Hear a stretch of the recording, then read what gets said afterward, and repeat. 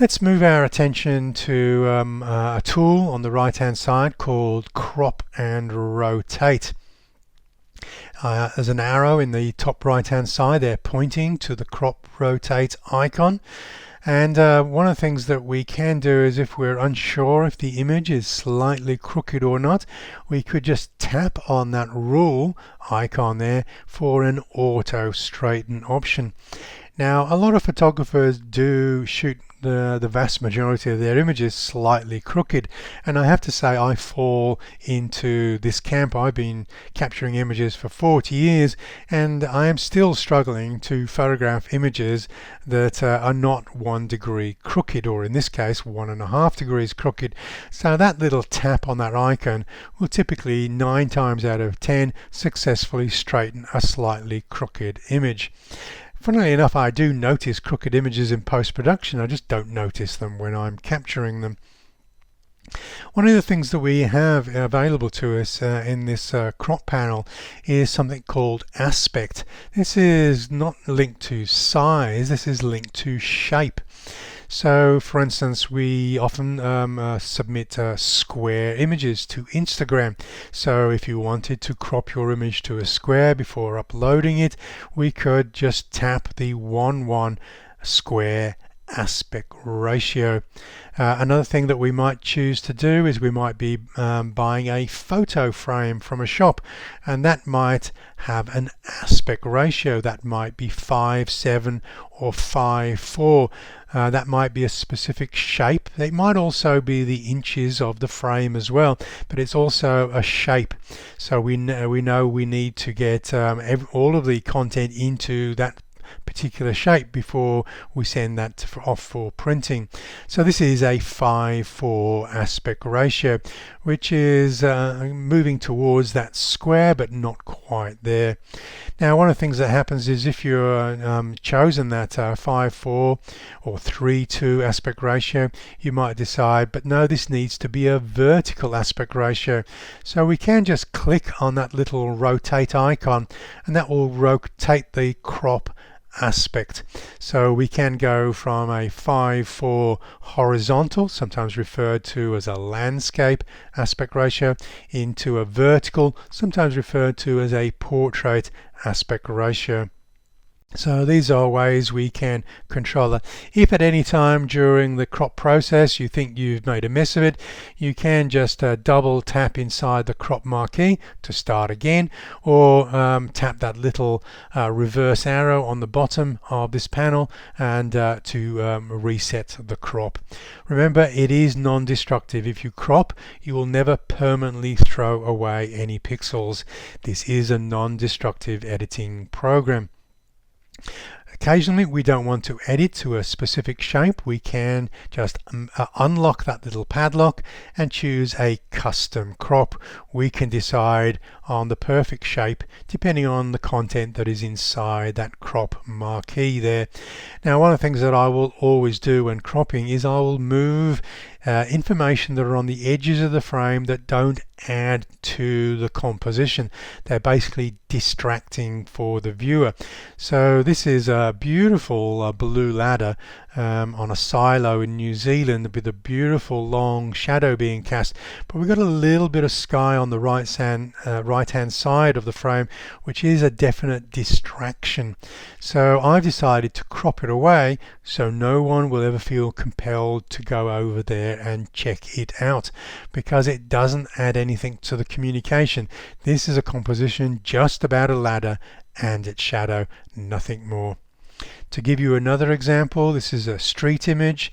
I captured this on the run. I just noticed the smoke behind me, swung the camera around, captured the image. Didn't really have time to frame it properly in camera.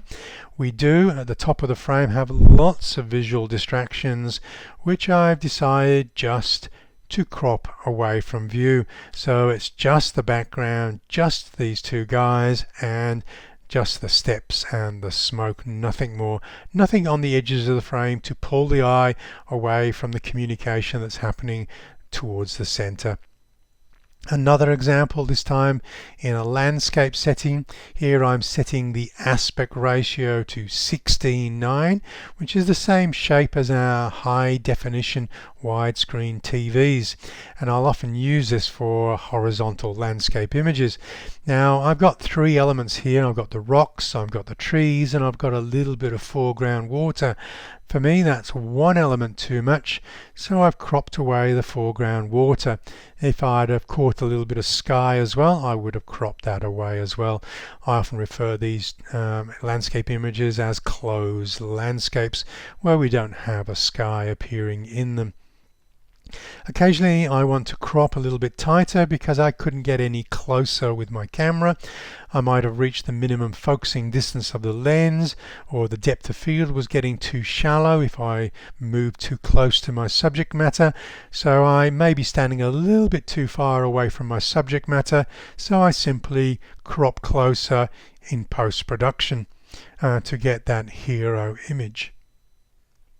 One of the things that we can do, if you like to be guided by some more classical compositions such as rule of thirds, we can just touch and hold on the image preview in the crop panel to see an overlay of the rule of thirds.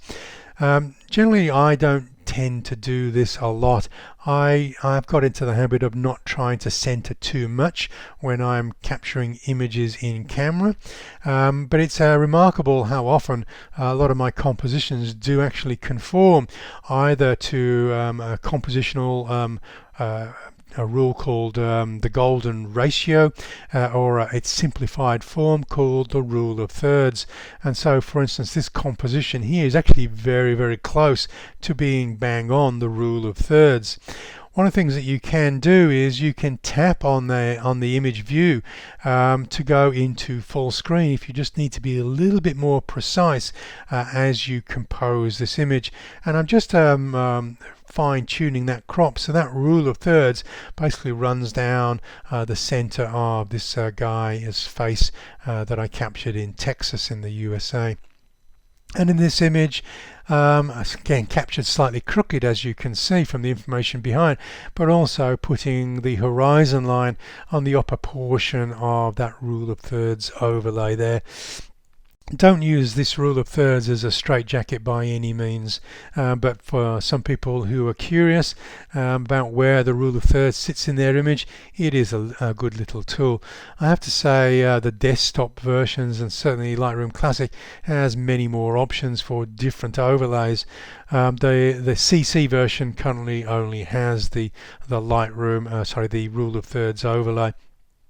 Here it is being laid out over a portrait setting here, trying to get the eyes quite close to those intersection points of the rule of thirds. Again, here's breaking that rule of thirds law, because in this instance I decide I want to go for a symmetrical composition. I'll completely ignore the rule of thirds, and I'll actually raise that horizon line up a little bit more than you see in this illustration, because I want the vanishing point to be absolutely dead center in this image for a completely symmetrical image. Now, I said earlier about the 16:9 aspect ratio. If I do crop to a specific shape, 16:9 is my most used aspect ratio, and one of the reasons for this is TV screens and now most computer screens do conform to that shape. So if I want my images to completely fill somebody's screen with no letterboxing left or right or top or bottom, that 16:9 aspect ratio is going to do it a lot of the time. So it's the full screen TV aspect ratio. Now, as well as being a shape, it's also pixel dimensions. We often refer to these TVs as 4K TVs.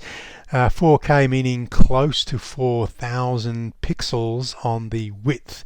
It's not actually exactly 4,000 pixels, it's actually close. It's 3,840 pixels. The reason that it's not 4K, they just doubled the high definition, which was 1920 by 1080. Some of you will be familiar with that 1080 numerical figure. It used to be the height of high definition TVs, and that has now doubled to 2160 pixels. But most people are just referring to these TVs as 4K. Now, once we crop an image to and export an image from our full resolution image, we will find that generally most people using 24 megapixel sensors, we can crop quite aggressively in Lightroom without going under that 4K resolution. And because 4K resolution is close to 8.3 megapixels, so on most people can afford to crop away 2/3 of the pixels in their image and still have enough image resolution to look fabulous on a ultra high definition TV. You can check after a crop to see whether you've overcropped or whether you've still got some elbow room. Just go into the info, just tap the eye in the bottom right hand corner and just see the current pixel dimensions. For instance, this image has been cropped from 7,952 pixels right down to 3,840. This is the maximum I can crop this image before I go under 4K. Again, you don't use this as a straitjacket. If you do need to go under that dimension a little bit, nothing earth-shattering is going to happen, but what will eventually start happening is as you go down below 3,000 pixels, your images will start to appear a little bit softer on those 4K TVs.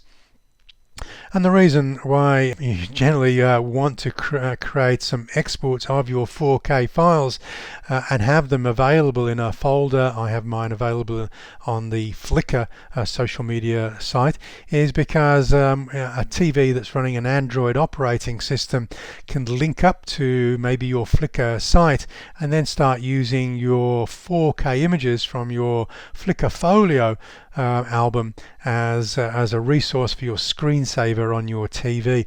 And this is absolutely the best possible way to showcase your photography in your lounge room on your 65-inch TV and see them in 4K resolution.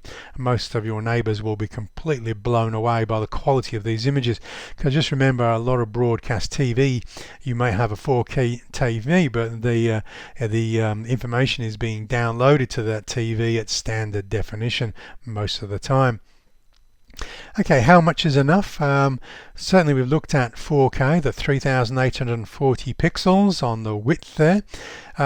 Remember, some of the social media websites do not support these ultra high definition resolutions. Some of the numbers that I've just learnt are numbers like 2048. This used to be the old resolution of an older iPad. It's also the maximum resolution of Facebook. So you could poke a 40 megapixel file at Facebook, but it will downsample it to 2048. Other resolutions now, the iPad Pros and 4K tablets are going to start matching that 4K resolution. At the moment, some of the iPad Pros are sitting at resolutions higher than 2048, but have not yet hit 4K.